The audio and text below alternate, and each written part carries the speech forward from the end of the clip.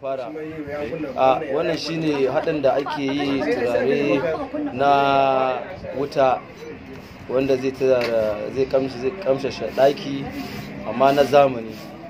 To ga yadda ake yi. Wannan shine shi kol ɗin da ake amfani da shi, amma shi wannan kol ɗin ba kowa ne isan shi ba gaskiya. Wanda suka fi sanin sare masu amfani da wannan shisha da ake amfani da ita, to wannan shine kodin da ake amfani, wato matsayin gawayi. Yawwa, to yanzu dai za a fara. Ga kuma wannan shine itacen turaren da aka dauko, gashi nan wannan shine itacen turaren. To masu kallo dai ku dinga duba sosai da idanunku. Wannan ita ce ashana, kowa ya san dai ashana, ba sai an yi bayanin ta ba a Hausance.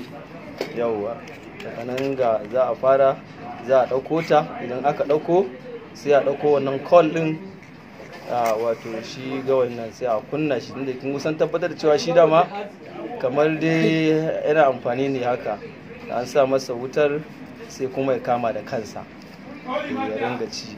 Yawa, mun gani yana ya mutu, amma insha Allah a haka zai ringa ci. Da an sa za a ga alamun kamar wuta ta dan haushi ta makale, za a ga yana dan ci, daga nan sai a ga yayi ja. Insha Allah. To kowa dai yana ganin yadda abin yake tafiya, saboda yawa gashi nan dai yanzu Allah ya yarda za a ga dai abin da za a ga yana tafiya. Ga nan kod din, kowa masu kallo suna gani, gashi nan kod din ya kama, yana dan ci a hankali har gaba ɗayan sai ya ja. Yawa, bara dan daɗa samun ku don ku gani sosai, ku ga alamun jan. In kun duba za ku ga yawwa gashi nan alamun jam ya yi jago, ya haɗa jikinsa, wutar gaba ɗaya ta kama shi. Yawwa, ba haka shi saboda baya hayaki. A gani yawwa gashi nan ana ɗan hura shi, ya yi ja abinsa. Yawwa, sa'annan daga nan kuma sai a ɗauko wannan turaren wutar sai a ringa zubawa a kai. Mun ga wannan ba sai an sha wahala wai ɗauko wani gawayi a rura a yi waye yana mutuwa. Wannan mun gani a cikin kwanciyar hankali, gashi nan ba sai an tsaya ana bata lokaci ba. Yawwa, sannan sai a ringa zuba, hayaki zai ringa bi.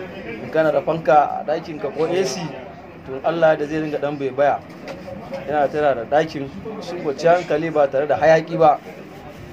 Wannan hayakin da kuke gani shine kanshin. Gashi nan zai ringa yi yana tafiya. Alhamdulillah, amma abin yayi gaskiya ne. To gashi nan yana yi, gashi nan komai yana tafiya yadda ya kamata, gashi nan komai yana yi. Ga kanshi, daki ya fara kanshi malam, ba maganar hayaki, ba magana. Yawwa, alhamdulillah. To kun ga dai komai gashi nan. Wannan shine abin da ake cewa wuta na zamani. Ba sai ka tsaya kana siyo gawayi kana ɗan rurawa sai ya kama, a zo ana fifitawa sai ya huru a ce za a ɗauko za a sa. Wannan shine, da fatan masu kallo sun gani kuma za a kwaikwaya, za a duba insha Allah. Masha Allah, la quwwata illa billah.